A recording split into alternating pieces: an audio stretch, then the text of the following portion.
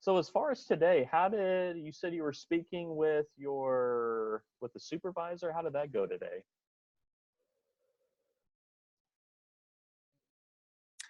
Yeah, I had a conversation with my board chairman. So, Future of School, we're a nonprofit, and I have a board that's very supportive.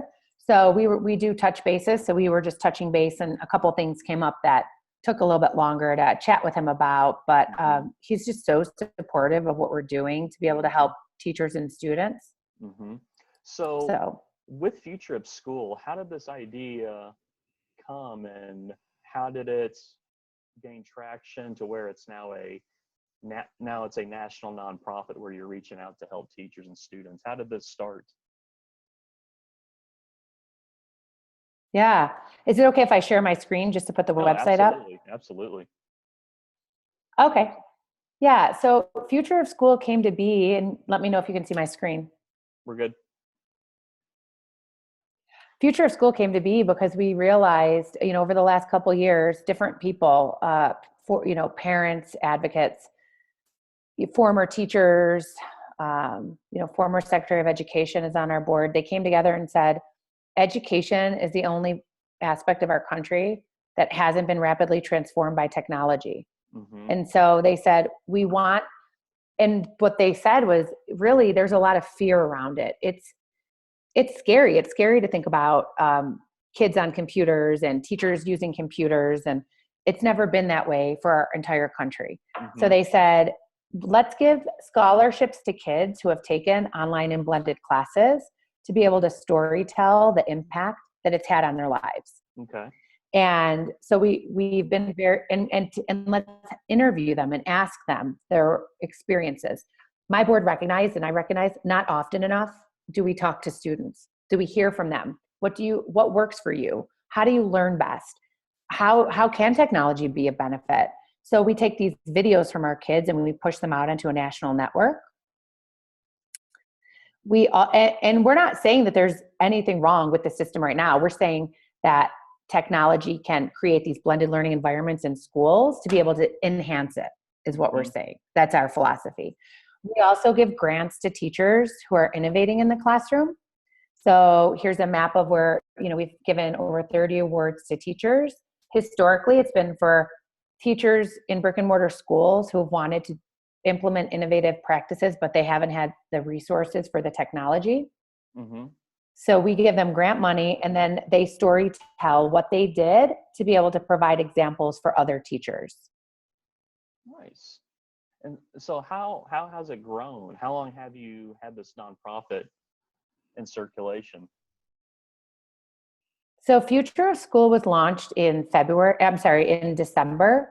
Okay. Before that, we were a foundation. So as a foundation, you generally work in like small niches. And once we started to see the importance of talking about and bringing to the national level, passion-driven teachers and students, we realized we needed to have a national presence. So we switched over to being the Future of School and to being a public charity. So as a public charity, we're really the public charities are like Make-A-Wish Foundation, American Heart Association. They work on behalf of some vertical: environment, healthcare, education. And there is not a public charity dedicated to education that doesn't have that is working on behalf of everybody.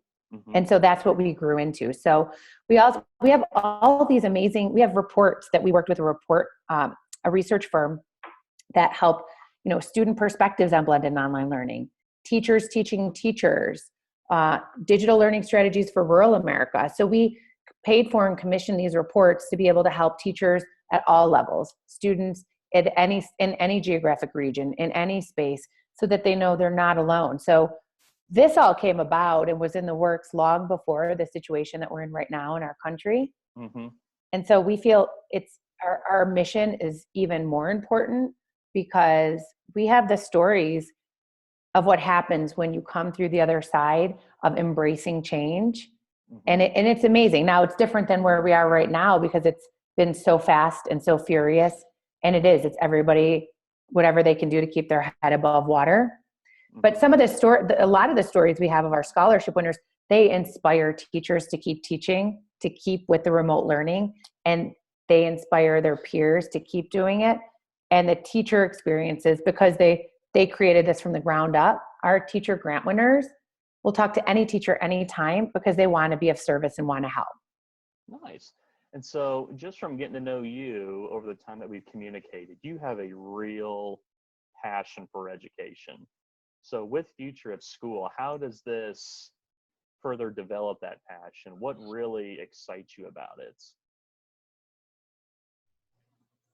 That's a great question, Dustin. My training was as a classroom teacher. Sure. I've taught in urban, suburban, and rural schools. And when you have taught in the classroom and you have worked with kids and you have seen those light bulbs go off and you have made those connections with students, your vantage point for anything else you do in your life is forever changed. So I've always had a heart for kids. And now, running an organization called Future of School makes it even more compelling because while the interactions with kids day to day and my colleagues, my teachers, isn't like it used to be, I miss that interaction.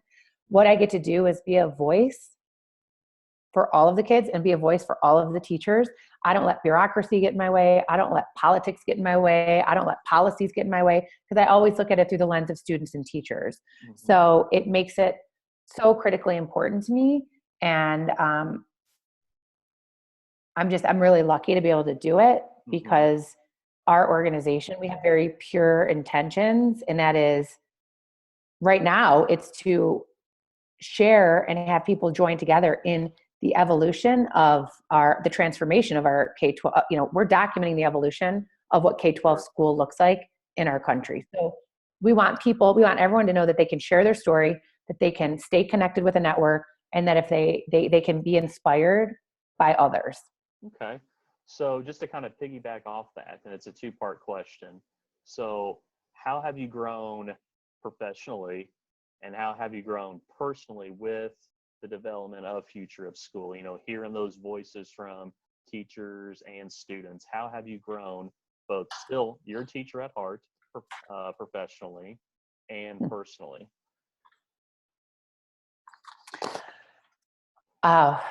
So profound, wonderful questions. Mm-hmm. Professionally, prior to, I'm the only executive director that the organization has had. Mm-hmm. So I'm the inaugural executive director. And when I came from overseeing schools in 2015, and it was my first entry point into nonprofits. Mm-hmm. And so I've taken classes, I've learned from my peers, I've read books about the nonprofit sector. And I've always been very philanthropic and I've always been very giving, but to be able to run an organization that gives back so deeply and truly has helped me. It's made me want to be a better leader professionally, since that wasn't my training, since my training was in education as an administrator, as an executive director, as a teacher.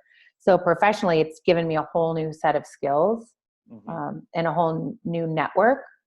And, the colleagues and professional relationships I've made with people in the nonprofit sector that want to help too, funders that want to give money to rural schools, nonprofits that want to provide free training for teachers.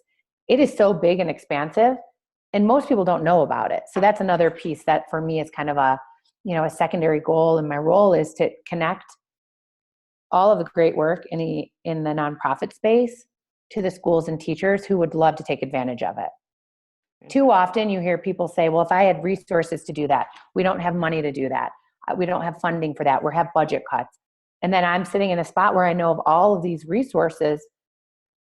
It's not just to fall on me, so it goes into a file. It's for me to share. So that's professionally, that's been really rewarding too. And then personally, it's a job that is very personally rewarding. I've grown a lot as the leader of the organization. It's challenging to build something from the ground up when you're learning the rules of it as you go. So it's taught me even more about grit and my ability to learn, to learn new skill sets and to overcome. I mean, education is very personal, and there's some people that it's really hard for them to conceptualize the transformation of schools and classrooms, or giving scholarships to entrepreneurial teachers and digital pioneer students. For some people want everything to stay the same, and that's okay. So I've grown personally to realize and just accept that everybody is fine where they are in their perception and in their opinions of education, and whoever wants to join us, they can, and we welcome them. And it can be today, and it can be tomorrow, and it can be in 6 months, but we're going to be here doing the good work. Fantastic. And what are some of those challenges you had to overcome as you're building future of school?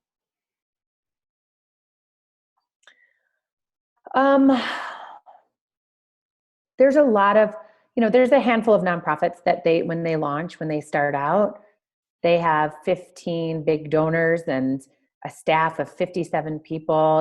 They set out with all those things in place. And we grew slowly. We still are small. We're a very small organization. Mm-hmm. So one of the biggest challenges is knowing that if we had more, we could do more and we could give more money away, but we were still small, right? So we don't do things like paid advertising. We don't do things like, we don't have a marketing team. We have volunteers. We have some part-time staff, but it's very much around having the biggest impact and giving away the majority of our money. The majority of our money goes to scholarships to kids, grants to teachers, and impact reports. And what's really exciting for me is our teacher grant program can look very, very different. I mean, it's going to look very different in light of the fact of where we are today with this pandemic. So we've been working with some different entities to create a remote learning relief fund. There's all kinds of relief funds. And I do believe personally and professionally that the first needs that should be met, that people that they can give to, is the basic needs: food, shelter. We have a lot of job loss in our country. So this is not to take away from that at all. But we also want to make sure that teachers have the funding and resources they need to help their students excel. And it doesn't matter where learning takes place.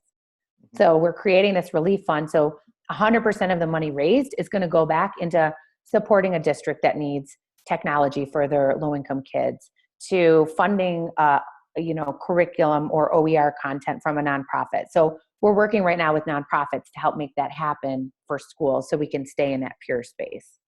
Fantastic. I really, really like that a lot. So going back to your administration and teaching days, what is your philosophy on education? What do we have? Do we have 2 hours or 5 hours? Oh my gosh, we can take all the time.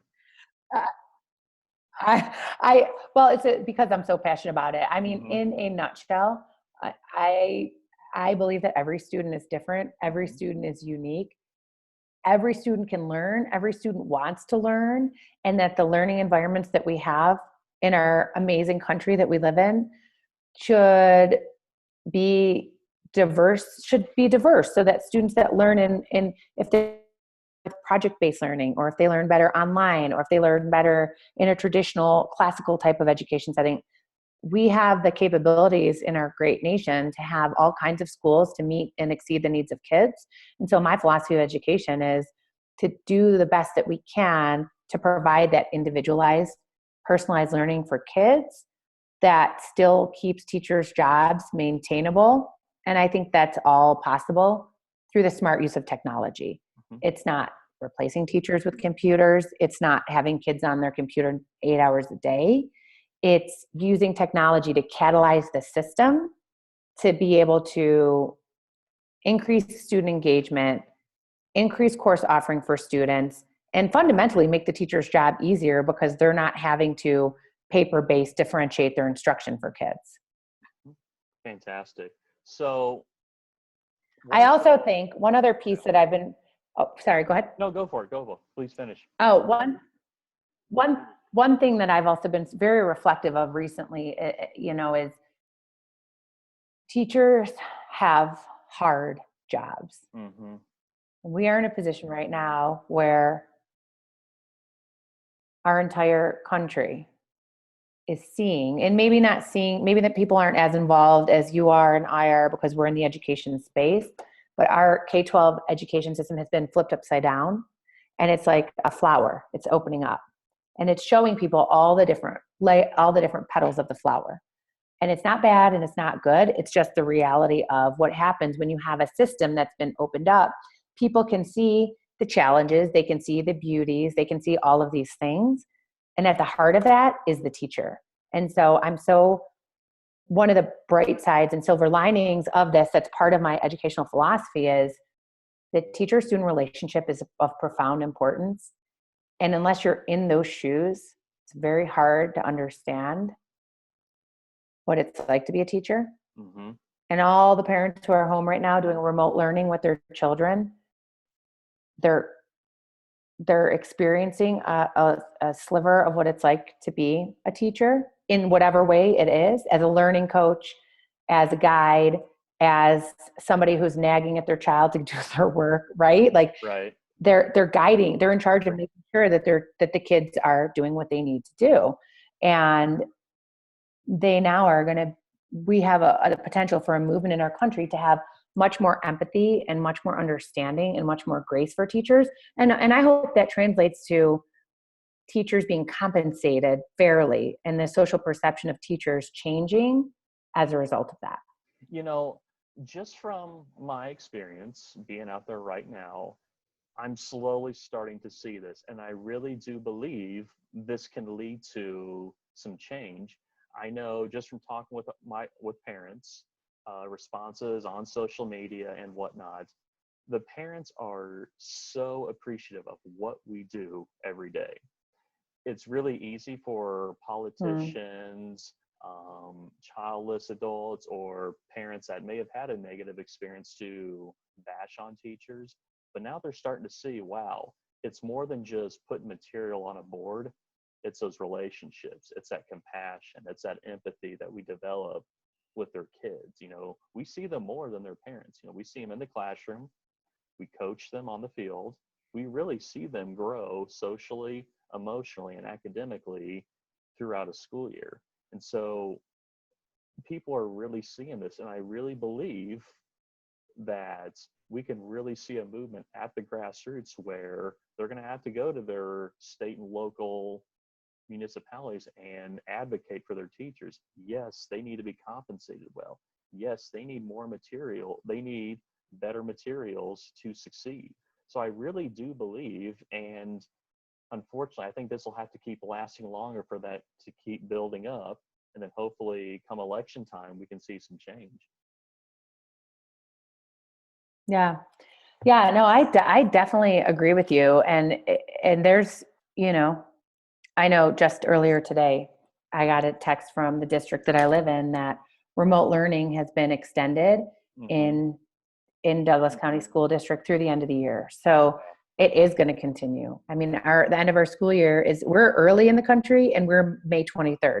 Yeah. There's some districts, especially on the East Coast, remind me where you are, Dustin. Where do you live? I am right outside Kansas City. Okay. Yeah. Awesome. So yeah, so there's on the East Coast, they go till in June. They go to the first or second week in June. So as states are making decisions about when to close schools, these roles are going to be here for a while longer. And so, so I do hear what you're saying, and I agree with you that the other side of that is a deep appreciation for and respect for. Not that people haven't been, there certainly have been, but it reminds me of, I was on a podcast earlier today and it reminded me of this quote, and I'd love to share it with you right now because it's very applicable to this whole conversation. Dave Hollis said, "In the rush to return to normal, use this time to consider which parts of normal are worth rushing back to." And I think that's very true about this. When we go back to whatever the normal is or the new normal is, we all have a chance to leave behind us misperceptions and, whatever it is. To say it's just a misperception of, teachers making X amount of dollars and they're off in the summer and they have an easy job. I think that misperception will It may still exist in some people, but as a social misnomer, it will be gone. Yeah, no, I completely agree. And I can really see with, a change coming of more of a demand for online classes or for more distance learning, just because I have some students who, struggle starting in the regular classroom, but they're doing awesome with distance learning. And then on the other side, I have students who have had a really difficult time with this setting, but do great in the classroom. So I really think it depends on the student and the fact that you're going to have a lot of parents saying, hey, my kid did awesome with online learning. Do we have more of it? And I think at the point is we want all our students to be successful. So how can we accommodate that? Yeah. Yeah, I definitely agree. Once we see it's put the potential that it has.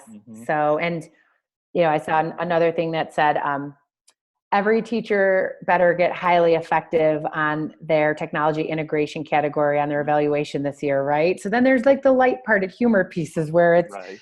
Yeah, they better, right? I mean, no one had a choice. This was not an option. School was not, and that's where there was some confusion initially. And I don't, it's just an observation.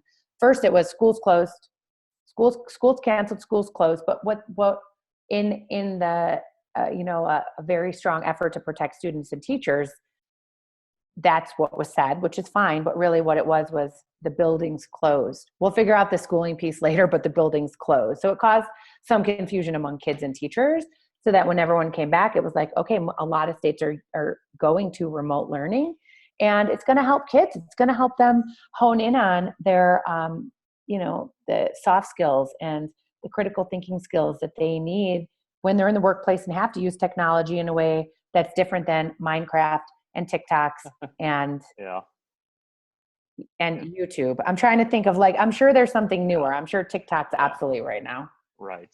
Yeah, that's the new thing. I want to dig a little deeper. To you, what makes a great teacher?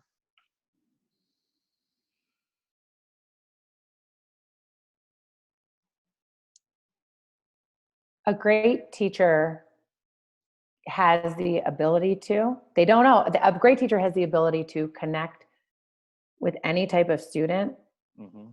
They check at the door any judgments or preconceived notions. They have the ability to inspire kids, all kids, even the most difficult kids.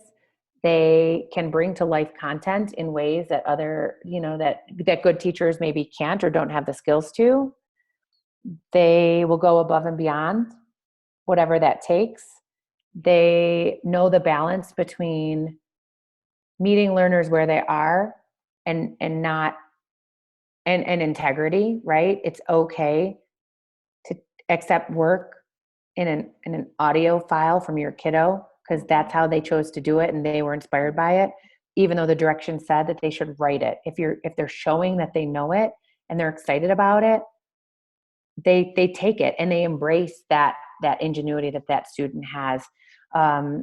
They can work with others, but really I think at the heart and core of it is their ability to connect with any type of student, to bring that content to life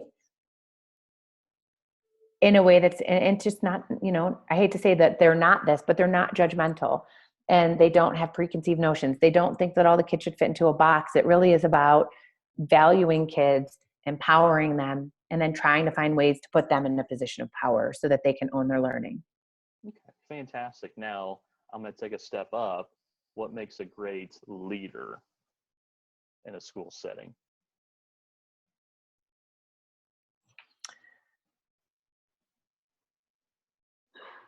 There's a quote by Peter Drucker, and it very much reflects how I feel about this in an indirect way. He said that culture eats strategy for breakfast, operational efficiency for lunch, and everything else for dinner. The culture of an organization, of a school, is the spirit of that building. And that is something that is led, not formed, not driven by, not mandated by, but that is led by the administrator. So administrators who empower their teachers, who level the playing field, who really, truly, truly care about kids, who don't come from a place of ego, of having to be right or wrong, but come from a place of humility and wanting to be, flattening the hierarchy so that people feel like you're on the same level as them, even though the administrator is the one that has to make the difficult decisions sometimes. And, that they buffer that from their staff. So it really is about what they're the person that has the power to determine how much a culture can grow and flourish or how much it can be stifled. It's the people that make the culture. It's the kids and the teachers and the administrators that comprise it, but they have, just power structure says they determine how high you can go or how low you can go in terms of, when we talk about things like morale and the collective energy. And so I think administrators who embody that and bring that into a school are ones who to me are the finest of the fine. And there's a lot of them out there. And those are the ones that when the remote learning mandates came, they gathered their people and they said, okay, we're going to make this happen. And it filters out to that school community. They communicate with the families. They don't require kids to be online 7 hours a day. The remote learning environment, in my belief, should not be a replication of the brick and mortar building. They're two completely different environments, right? Sure. So it's, even if you don't understand it, just recognizing that and having a lot of grace for that, those are the administrators that we see in our networks on the chats that are out there talking to the media saying, we need to get food for our kids and we need to get laptops for our low income families. And, we need to take care of our kids because they have that holistic approach and they also empower their teachers to do the same. Fantastic. All right. I want to go back to future of school. When you are forming relationships with people in the community, okay, not everyone's going to be on board at the very beginning, okay? Some people are going to be skeptical. Some people are going to have questions, okay? What are you doing to help build those relationships with people that you want to have on your side? Yeah. Up until recently, it's been people opting in, people saying, hey, we're on board with you, or, oh, your stories are inspiring. So it's a great point, because if somebody is, I'll call it, I love this phrase, future of school curious. They're like curious about technology in schools, or they're curious about what the future of our education system brings, but they're not sold that it needs to change, or they definitely maybe aren't comfortable with the technology piece. For me, if I was sitting with a thought leader, a partner, an organization, a company that said, we've heard you're doing this and we want to understand more, but we don't like it, we'll tell you. I would have 3 students with me, or I would show 2 student videos, and I would have a teacher there, and I would say, I want you to hear it from the people who have lived it. I have lived it. I've taught in the classroom. I've taught online. I've been an online student. I've, developed online classes.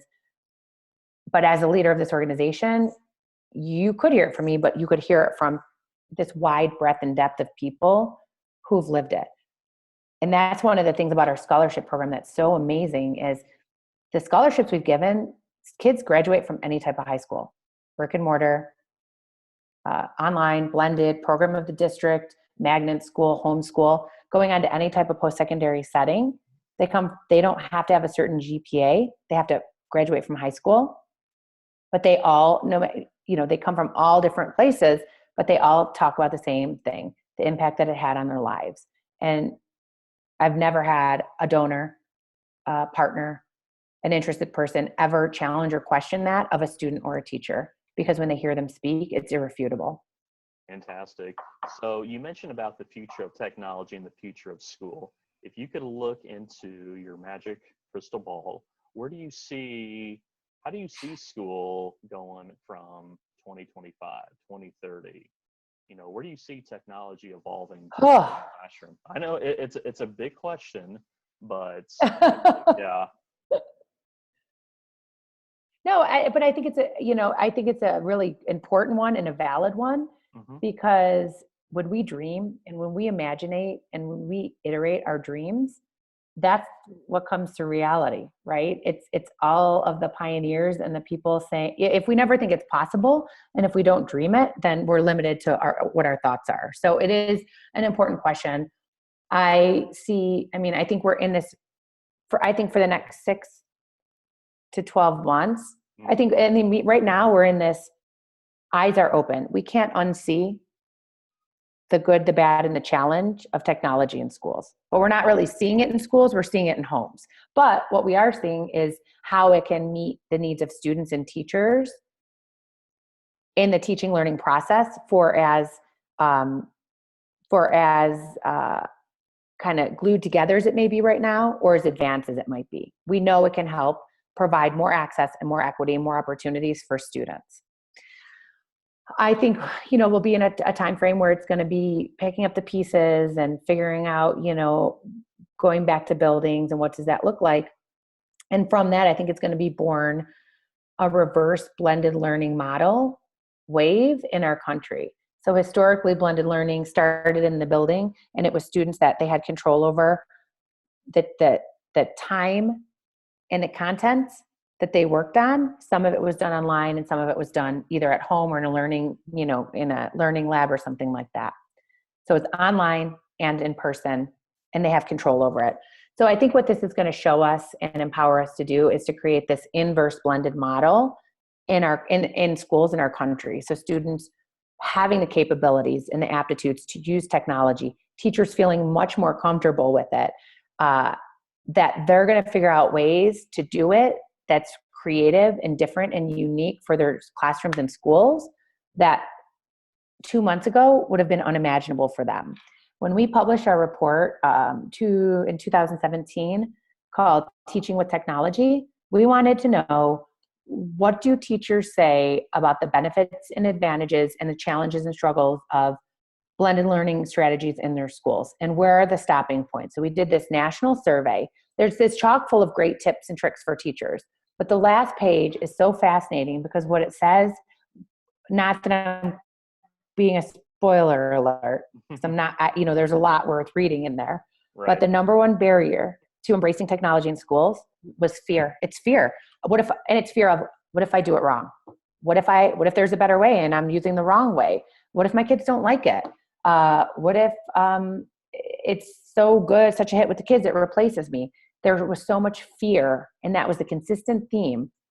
Well, even if people in our country aren't at a growth mindset, we've been forced to be taken out of a fixed mindset, and that starts to nullify the fear. So I think we're going to propel ourselves forward, and schools and districts are going to be in a position of power to do what is needed to serve their kids, because teachers across this country right now are the heartbeat for serving the needs of kids. Even if they're not standing in front of them in a classroom, they're finding ways to reconnect with kids and to connect with kids that they never thought possible. And that's going to take the education system to a new level in a year. Absolutely. I completely agree. So I want to ask, how many people do you currently work for you? Do you want my on the record answer or my off the record answer? Because we're recording, right? We are recording. But you could tell me off the record. I know. No, I'm kidding. I say that because I'm the only full-time employee, and I have 4 consultants that work for me part-time. Okay. So we have a scholarship management company which manages our programs. So I'm thankful every day for them, because they provide the turnkey. They do all the check writing. They do the evaluation. So, we're set up we have a lot of support. We have our scholarship management company. I have 4 great consultants that work for me. I'm working with a communications firm right now to help as well. I have an amazing board of directors that help me too. And I want to grow to have a staff so that I can do what I do best. And what I do best is advocate for kids and teachers. And that's what, it makes me very emotional, because that's something that every day I do, whether I'm giving a teacher of the week award away, or whether I'm, promoting our scholarship program, or whether I'm, talking to a partner in the nonprofit space who's trying to figure out how to get 50 computers for homeless kids in a county near ours, I'll do whatever it takes, but I want to staff so that we can all do more. I want to hire people that are passion led like me. And I know so many of them that say, oh my gosh, I want to be part of this movement. Like, I want to work for Future of School. And I say, you will. We're going to get there. We may not be there right today for hiring, but we're going to get there. And I want those people to be here, because we will have exponential impact. We won't have double or triple. It'll be exponential. Fantastic. So when you have a student or even a teacher apply for a grant or a scholarship, what really stands out when you get something from, we'll go first to a teacher. They want something for their classroom. They write that letter. Okay. What is something that really gets to you that, hey, I want to help this person out?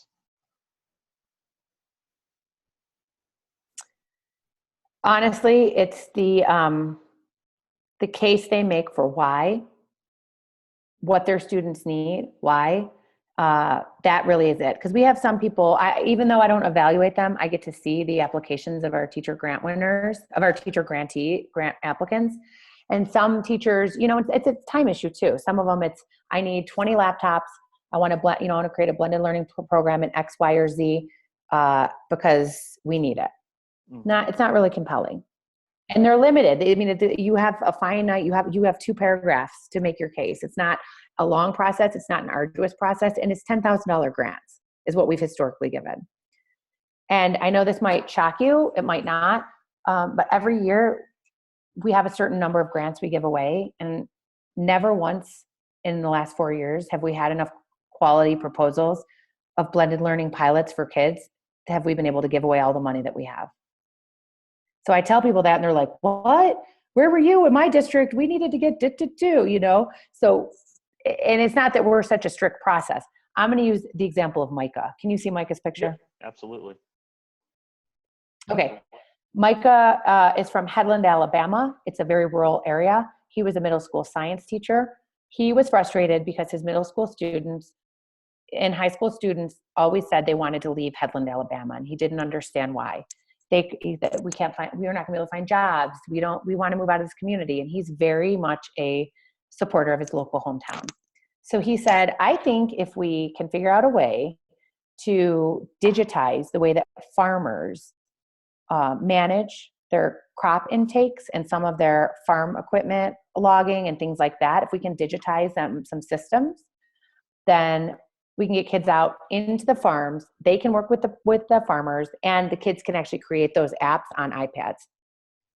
And so he got support from the University of Alabama Extension, in that they would come and do training. The professors would come and train the kids. And then he got the Wild Turkey Federation, not the whiskey, but the animals. I always have to clarify. Right. The National Wild Turkey Federation. They supported him in a conservation realm too, and we funded it. So we funded the iPad minis, and what happened was he was able to create this pilot that went from this seed to this, palm tree in a matter of a few months. And now his pilot's still running, but now he's the assistant principal in the school. So he oversees all of the technology. So he went from being a teacher who wanted to do it, who couldn't get the resources in the school, to doing it. And now he's an administrator that will make sure at every turn that he gets his kids what they need, and in terms of a technology perspective and every perspective. So those are the people. It can be hard to know how big or the reach of it in a proposal. So the nice thing is, in our teacher grant proposals, if the committee says, this seems like it would be a really good program, but there's not enough information, then someone from the committee will call and ask for some secondary information. So it's not that if a teacher doesn't make their best pitch, that they won't get it. We'll dig a little bit more for more information, but that's only manageable right now because we're small. As we get bigger, we still want to maintain that kind of close-knit reviewer capacity. And so that's another reason why it's important that we have staff. Fantastic. So how can people get involved? How can they help out with Future of School? I mean, educators, leaders, we have, if you're feeling like you need a bolster, go to our student scholarship page and just read about a student. Even though it's far down the line and most of us can't think beyond tomorrow, there's inspirational stories that you can even share with your students. Look for your state. We have most of them on here. Share a story. The scholarship program is these are compelling stories from kids saying, had it not been for blended and online learning, I don't know if I would have made it in school, academically, personally, whatever. And they're doing amazing things now. So read these stories, be inspired. For teachers, we have our teacher grant program. We're not sure what it's going to look like. It normally runs in the spring. But right now we're focused on the Remote Learning Relief Fund to bring in resources and to turn those around very quickly and get those out to teachers and educators and who are creating, and the classroom is now in their house. So they also have that challenge of having to create a remote learning environment in their house. So we want to make that available to them socially, to people, impact reports, lots of great information. And if by some reason, I don't know, like Ellen DeGeneres or Pitbull, who's very supportive of education. In fact, his nickname is Mr. Education. Yeah. In addition to Mr. Worldwide, it's Mr. Education. People that have the means to support us, they can support us and give to the Remote Learning Relief Fund so we can help teachers, help kids. And if you want it to be in a specific region, you can designate that. And if you say, we just believe in your mission and we want to see you grow, then you can give to our general fund. But 100% of donations go back. And so I'm not trying to be a pitch for money, because that's not what it's about. Sure. But there's sometimes where people want to help and they don't need the grant making stuff, but maybe they're not struggling from this unemployment crisis, right? Thank God teachers and educators have, for most of them, been spared this situation. Because could you imagine an environment where 80% of teachers lost their jobs? I mean, that would be crippling. It's hard when anybody does. Yeah, because it's a very specific skill set. Teachers have all kinds of skills to do anything, but we're kind of pigeonholed a little bit at this time of year, right? To just go out there and do anything, especially when you can't leave and work. So, I want people to know, I want teachers to know who we are. I want them to know that we're here for them. I want them to know that they can email me, that they can share ideas with me, and that we have a ton of resources. We're doing weekly Twitter chats. We're doing teacher-to-teacher webinars. We want to stay connected with our ear to the ground so that when we go to our meetings and have our convenings, that I represent all of you. All right, fantastic. All right, I had 2 more questions for you, if that's okay. Yep. Okay, the first one, it's a 2-part question. What are 2 goals you have for you, both from a personal standpoint and a professional standpoint?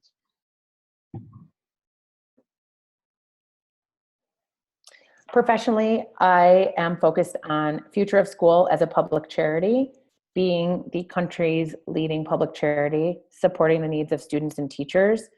We want to be the akin of the American Heart Association is to healthcare, and Make-A-Wish is to healthcare, to the education sector. So I want us to be the agnostic, we don't have any affiliations, political affiliations. We want to be the household name where people know that when we have a list of resources on our website, it's a pure place you can go, and it's not promotional. It's really there to give you resources. So that would be one goal, is to morph into that.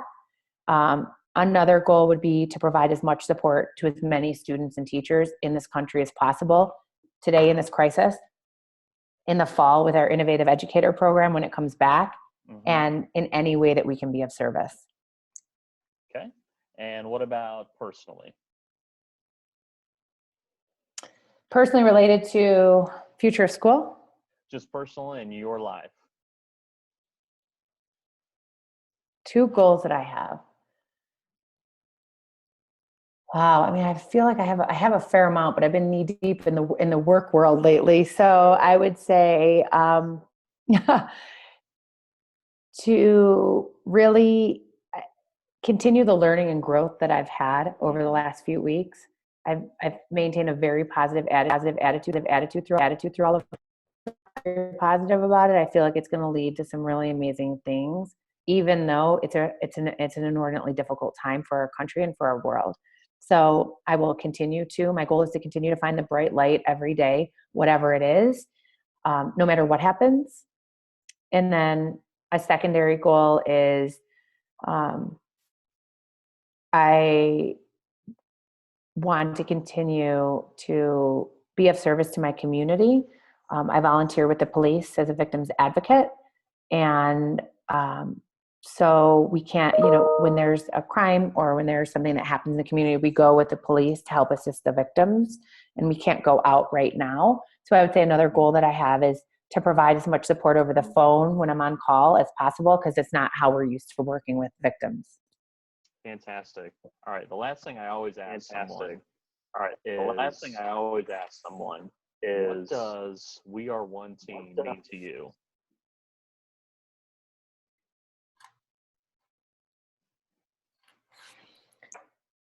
It's a little bit hard for me to define because I feel like I live that way. It's like a feeling I get. It's like we are one team. It evokes a feeling in me of positivity and camaraderie and acceptance and unconditionalness and whatever it takes, because it's a level playing field, right? It's that whole, it's a moniker of a culture of people coming together.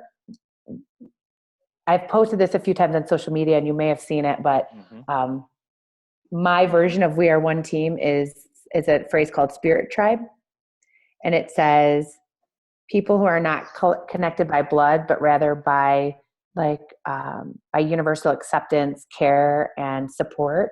And so We Are One Team is a great way for me, in my eyes, of Spirit Tribe. We're in it together, and no matter what happens, we'll be successful because we have each other. Fantastic. I love it. All right. So